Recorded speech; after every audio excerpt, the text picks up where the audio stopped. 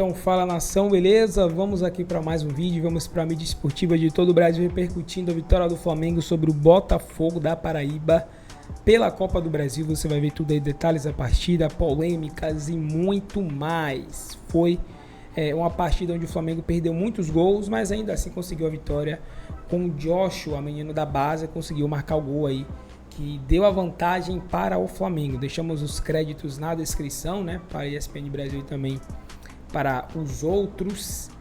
E aí vamos agora acompanhar, né, juntos, reagir juntos às repercussões aí desse jogo. Vamos lá. Sobre o Flamengo, com aquele time alternativo, poupando muita gente, né? O Flamengo, fora de casa, conseguiu vencer o Botafogo da Paraíba por 1-0. Gol do Joshua. Entrou e garantiu a vitória. Teve gol invalidado ainda do Juninho. Mas o Flamengo empilhou a chance. Não foi um grande jogo, evidentemente. Não foi uma partida assim de encher os olhos.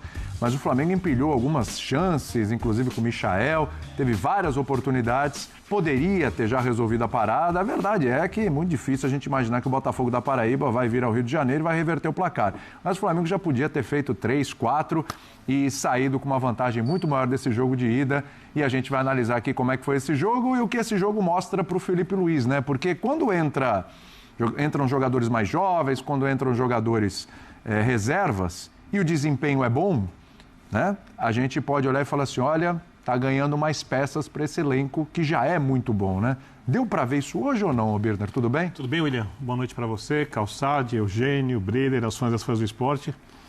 Eu acho que tem uma grande diferença.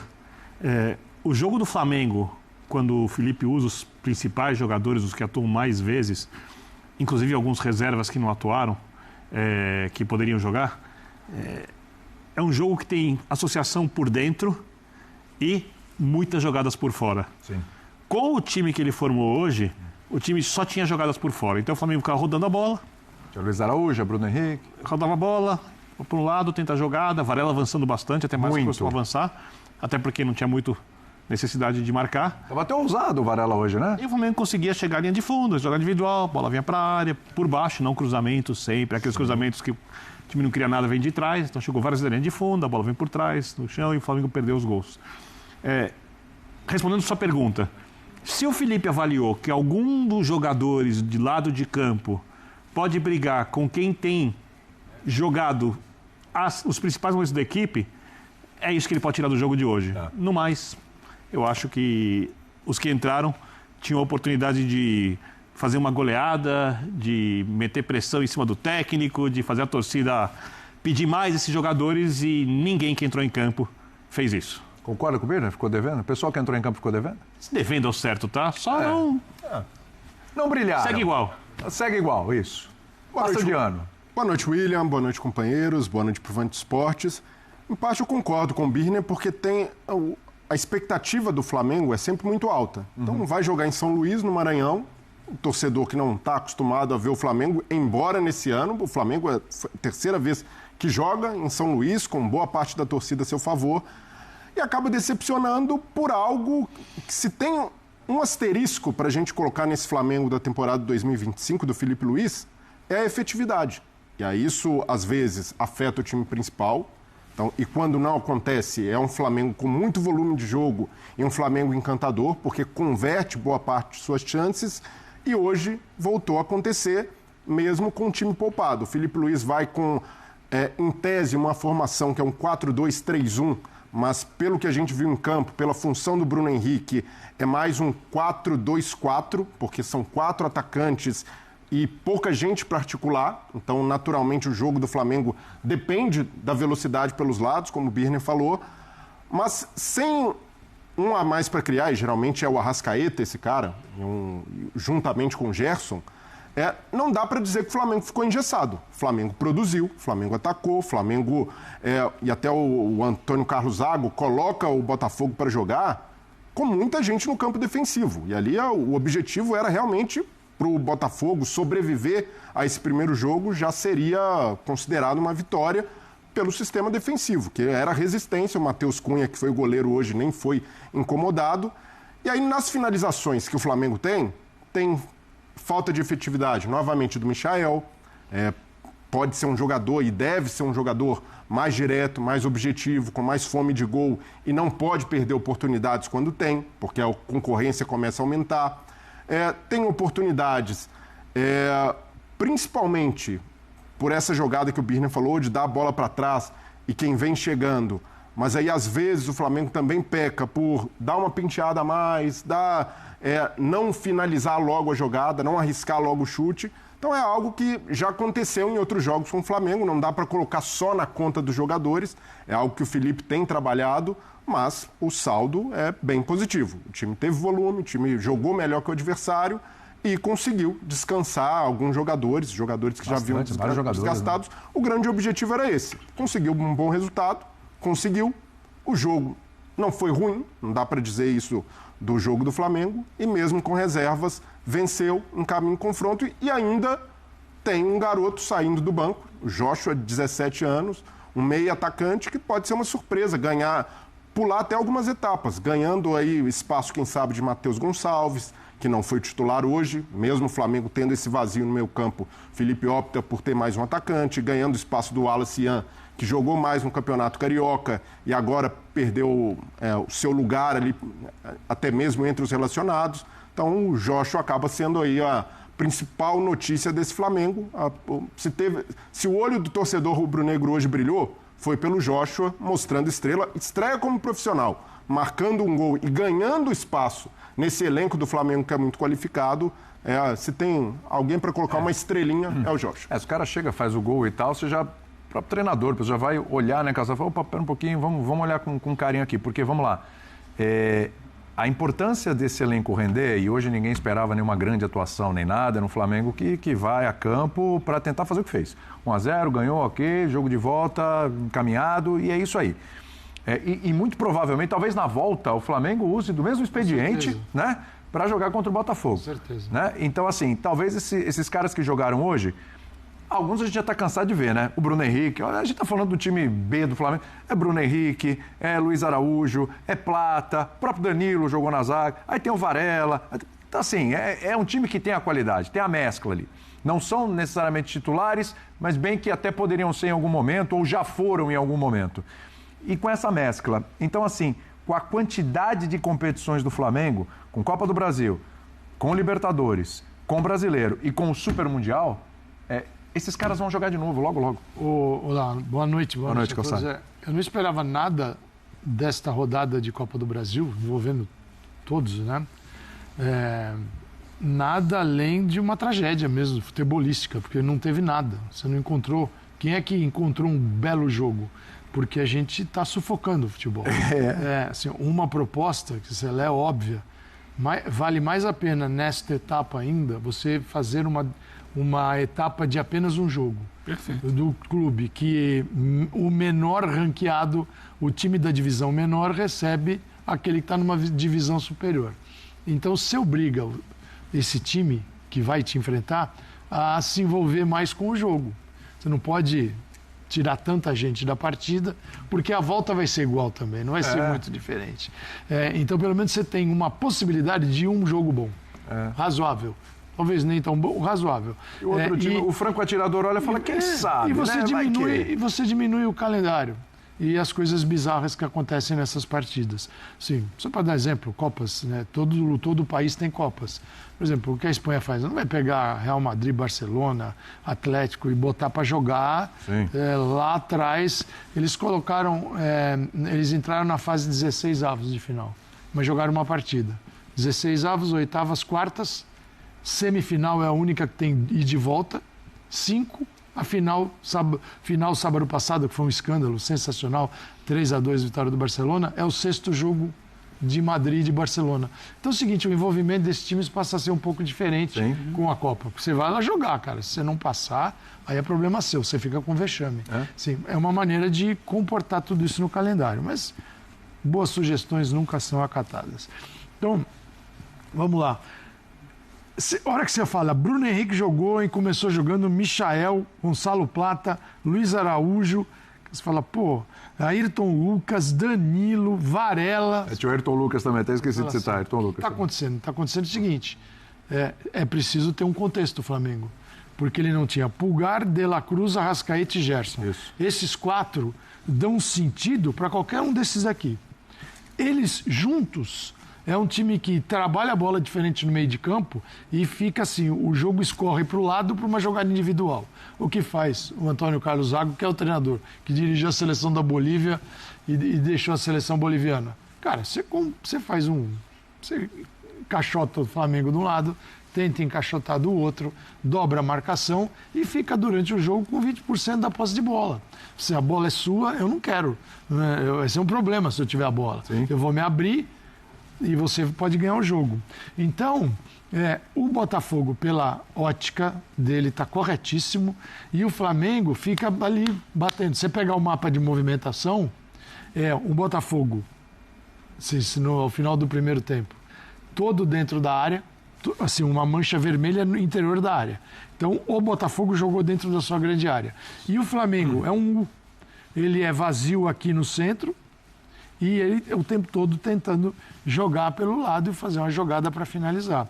Mas é o Flamengo possível, com caras muito grandes, mas desde que tenha um contexto. Pode ser, tá bom, um jogo que não dá para ter Arrascaeta e Gerson, um ou outro já muda tudo. Aí o Gerson entrou no segundo tempo, a Arrascaeta nem foi, mas é o que dá para fazer. Então, assim, não é que o Flamengo, o torcedor tem que ficar triste. O torcedor do Flamengo tem que entender que o Flamengo conseguiu vencer um jogo em que ele tinha que, de certa forma, interagir com essa partida de uma maneira diferente, pensando no que é de maior nesta fase. Sim. E isso foi feito e ainda ganhou o jogo. E olhando para o final de semana, né? O Flamengo é líder do Campeonato Brasileiro, vai pegar muito valente, ele mantém uma boa conversa no vestiário. Sim. Vamos lá pro Rio, vamos tentar. Foi só 1-0. Se fosse 3-4, aí Antônio Carlos ia falar o quê? Vamos lá, que é Botafogo. Não rola, né? Agora, Eugênio, também tem essa questão, né? O Felipe Luiz já falou sobre isso em coletivas. Do tipo de postura que o Flamengo vai encontrar com relação aos seus adversários. Poucos são os times que não vão fazer o que o Botafogo fez hoje. O Botafogo nem é Série A de Campeonato Brasileiro, mas outros de Série A vão fazer a mesma coisa.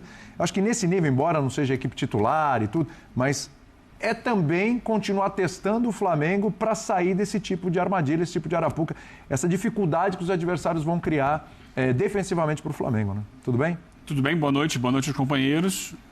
Mas como disse aqui o Calçade, sem o Gerson, Arrascaeta, De La Cruz, você não tem o pensamento em campo. Para testar as pernas, mas não tem a cabeça. É isso.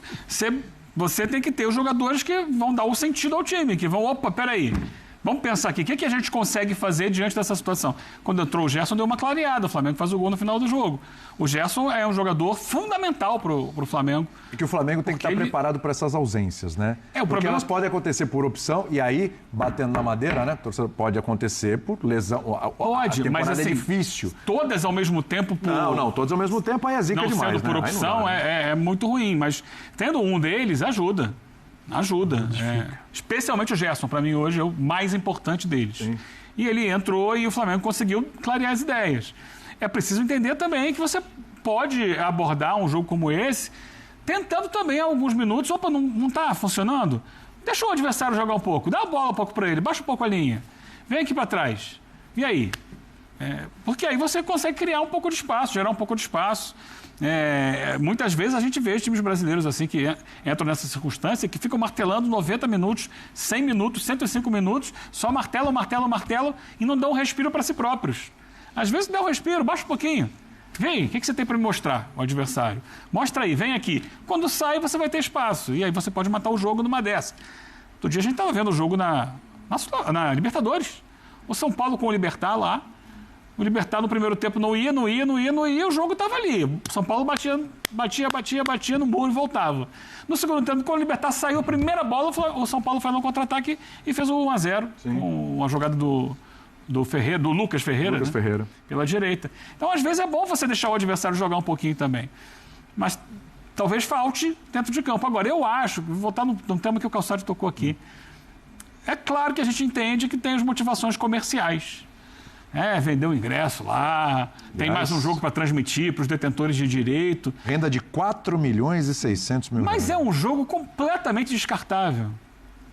Completamente. Essa fase, você não precisa ter 2 jogos. Nas 2 fases anteriores, você mata em um jogo só. Faz um jogo só, porque assim, nesse jogo, era óbvio que o Flamengo, mesmo que não ganhasse o jogo, vai matar no Maracanã. Então, não precisa, sabe? É um jogo que tá todo mundo ali e tal, a torcida tá lá, a gente tá vendo, o torcedor do Flamengo em casa procura ver também, porque é fanático, mas não tem importância. Porque vai ser decidido no jogo de volta do Maracanã e provavelmente o Flamengo vai ganhar. Também tem um impacto comercial. Tem, para baixo. Exatamente. Para baixo, desvaloriza. Desvaloriza. Então, assim, a possibilidade de ter um jogo melhor, valoriza.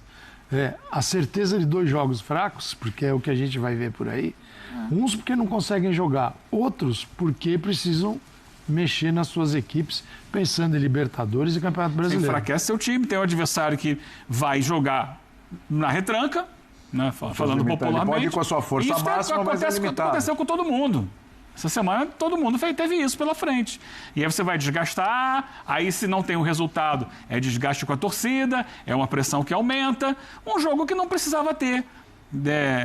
A Copa, o Calçado citou lá a Copa do Rei. A Copa Argentina ela é toda em jogo único e campo neutro. Ah, não, mas o time tem o direito de receber um grande. O Botafogo da Paraíba tinha o direito de receber o Flamengo. Vendeu lá em São Luís. Foi jogar no Maranhão. Então, assim, a Copa mais tradicional do mundo, a FA Cup, é disputada também em uma partida. Uma partida. Mas, assim, independentemente disso... Assim, porque o calendário é muito apertado, você tem que dar um respiro. Aí, quando você pode dar um respiro, você não dá. Bota mais um jogo. Desculpa, Birne. Não, claro, não tem problema. Eu acho que alguns jogadores falam que não aproveitaram muito bem suas chances, porque... Como o Breder falou, como o Flamengo hoje, pela característica dos jogadores, era praticamente um 4-2-4, quem tem que construir são os volantes. Né? E aí a gente viu que faltou construção por dentro dos volantes, por 2 razões. Uma, o jogador que em tese estava por dentro, nessa suposta linha de 3, era o Plata. Só que o Plata vai jogar pelo lado. Sim. O Plata não é um cara que vai jogar por dentro. E ele fez muito mais jogo do lado do Michel, né? Do Michel do que propriamente... jogando como meia, como jogaria o Arrascaeta. O Bruno Henrique também não vai fazer o trabalho de jogar de costas sempre como faz o Pedro. Tanto que a gente viu um Flamengo muito diferente no final de semana. Avassalador. Por quê? Como disse o Calçade, o Flamengo tinha os jogadores que atuam por dentro, o Gerson constrói por dentro, vindo da direita, o De La Cruz vem construindo como segundo volante. O Pulgar é um exímio construtor. Sobra espaço, porque tem muita gente a marcar para o Pulgar construir. O zagueiro constrói. O Arrascaeta destrói jogando pelo meio. Então, eu olhando assim, o Flamengo do Felipe Luiz, porque no começo a gente tinha alguma dúvida a respeito de como o time ia jogar. Eu acho que basicamente tem... Ele pode fazer variações, mas são 2 alternativas principais. Uma é com 2 jogadores de velocidade abertos e com o Gerson vindo fazer o segundo. Nesse caso saiu o De La Cruz. E essa, digamos que é a segunda alternativa, quando o Felipe achar que precisa de jogo pelos lados, principalmente jogador que vem pelos lados e vem driblando por dentro para os seus laterais passarem para a linha de fundo, é a segunda opção. E a primeira opção já está muito clara, né? Pulgar, De La Cruz, Arrascaeta por dentro, Gerson na direita, Pedro centroavante e uma disputa do lado esquerdo. Sim. Essa para mim, estou falando quando o Flamengo fosse decidir uma Libertadores amanhã contra um time muito forte. Qual time que o Felipe acha que é mais consistente? E aí, obviamente, eu não estou pensando nas características do adversário, pode mudar isso. A minha dúvida é essa. Né? E aí eu acho que o Cebolinha. Para mim é o time que jogou com o Corinthians. Então, eu tenho a dúvida se é o Cebolinha ou o Plata. Cebolinha. É o Cebolinha. Hoje é Cebolinha. Se for hoje. E o Plata tem o seu valor. É um jogador... Hoje. O Plata é um coringa daquela região. Ele joga na direita, na esquerda, de vez em quando tenta quebrar um galho por dentro. Voluntarioso, é um cara que não reclama, mas sabe o outro que eu achei que ganhou pontos hoje? Até por não ser um jogador badalado, o João Vitor, zagueiro. Muito bem na construção, tranquilo para jogar. A zaga ela tá muito estabilizada, mas assim, não tem... E estava confortável esse zagueiro do Flamengo hoje. Exatamente. O Botafogo. Mas hoje o Botafogo não pressionou. Então, sem bola, na marcação, recuperação, não foi muito testado. Mas pro que o Felipe Luiz valoriza hoje, que é zagueiro com bom passe, ele mostrou que tem valor. E um jogador de 18 anos, que o Felipe Luiz leva para os Estados Unidos, então ele nem começa o Campeonato Carioca com aquele time alternativo, ele vai ganhar espaço sendo relacionado ao longo da temporada com o time principal, e quando joga, mostra que sabe atar bem a bola, tranquilo para jogar, então pode ali fazer, quando o Felipe Luiz não tiver o Léo Ortiz, já se torna um jogador bastante considerável para entrar, jogar e corresponder a essa expectativa que é: o Flamengo tem mais a bola em todos os jogos do que é pressionado. Então, nessa virtude, para mim, ele ganha pontos com o Felipe Luiz. Eu vou começar lendo a mensagem do Adriano, do Fla Japão. Arnaldo fez um malabarismo para dizer que o Vitor Roque praticamente tem 4 gols, 2 assistências e 2 gols impedidos. Tirando você, o jornalismo morreu. Gosto do Arnaldo, gente. O Arnaldo é gente boa, mas realmente esse argumento de que o cara tem praticamente 4 gols é demais, né? Olha aqui, Carlos Roberto, boa noite. A possibilidade do Abel Ferreira na seleção, isso enfraqueceria o rival, mas corremos o risco de ter JJ no Palmeiras. Olha, eu vou dizer uma coisa, eu não acredito nisso, não. Claro que a gente está cansado de ver, né, jogador e treinador falar uma coisa e depois fazer outra. Mas eu me lembro de uma recente declaração do Jorge Jesus a respeito de interesse de outros clubes brasileiros nele, e que ele disse o seguinte: olha, eu no Brasil, eu só treino o Flamengo. Eu não vou cometer no Brasil o erro que eu cometi em Portugal. Qual foi o erro que ele cometeu? Ele era uma figura badaladíssima do Benfica, identificadíssimo com o Benfica, ganhou, se não me engano, 3 títulos nacionais pelo Benfica, 3 títulos portugueses, e foi treinar o Sport. E aí o que aconteceu? Ele não foi totalmente bem recebido pela torcida do Sport, e passou a ser bastante questionado no Benfica, para onde voltou depois de sair do Flamengo, com forte oposição de parte da torcida. Então, pelo menos, até onde eu ouvi o próprio Jorge Jesus falar, ele não pretende treinar nenhum outro clube no Brasil que não seja o Flamengo. Mas é aquela velha história, né? Isso é até a página 3. Olha aqui, vamos começar com o superchat, já temos aqui Matheus Rebelo, Michael sequer acertou um gol sem goleiro. Uma coisa inacreditável, gente. E pior, ele dominou a bola, ele parou a bola. Se dissesse, não, ele pegou de primeira e aí pegou mal. Não, ele dominou a bola. E a baliza estava na frente dele, sem nenhum goleiro, com um zagueiro ali no meio. Era para dar uma bomba no meio do gol e fim de papo. Né? Pois ele conseguiu dar um toquinho para fora. Inacreditável. Plata briga e apanha da bola o jogo inteiro. Concordo com você. Não tem nível para jogar no Flá. Eu também acho. Acho exatamente a mesma coisa que você. Eu acho que o Plata, no máximo, poderia ser um reserva. Aquele cara que vem do banco, feito Luiz Araújo, que é outro também, que quando começa jogando, não mostra nada, não mostra rigorosamente nada. Estou passando os melhores momentos. Gente, o Juninho passou numa bola que o Luiz Araújo cruzou, que é inacreditável, ele não deu na bola, cara. A bola deve ter passado por entre as pernas dele. Mas, bem ou mal, no final, vai ser dele a cabeçada, né? A cabeçada, o cruzamento, vai ser o chute do Ayrton Lucas, depois é o Ayrton Lucas quem vai cruzar, e é o Juninho quem vai cabecear. Estou vendo o lance agora. Cruza, o Juninho cabeceia, o goleiro faz uma boa defesa e o Joshua bota lá para dentro. O Matheus ainda complementa. Bruno Henrique, Plata, Michael, jogadores que custam milhões, que em 70 minutos não foram capazes de fazer um gol em um time da terceira divisão. Pois é. A sensação que eu tenho é a seguinte, gente. O Flamengo tem 2 jogadores artilheiros no elenco. Plata, estou ficando maluco. Pedro e o Arrascaeta quando está em forma. Não à toa são os 2 artilheiros do Flamengo no Brasileiro. O Arrascaeta, o artilheiro da competição, com 5 gols, e o Pedro, vice-artilheiro, junto com alguns outros, com 4. Sem esses 2, meu Deus do céu. Ainda o Matheus Rabelo diz que o Joshua pode ensinar o Michael a chutar no gol. Seria uma boa, hein? Seria boa. Adriano Japão. Michael não tem vaga nem na pelada. Bagre, ruim. Não sou tão radical como você, não, Adriano. Eu acho que ele está longe de ser um craque. Longe. Mas eu acho que, não para começar, mas ele é mais um jogador bom para você ter no time. Para entrar num jogo meio complicado, como o de hoje, para entrar e fazer uma fumaça. Agora, começando, ele hoje tomou 200 decisões erradas. Impressionante, 200. Levi Silva, qualquer pessoa com artrose joga melhor que o Juninho.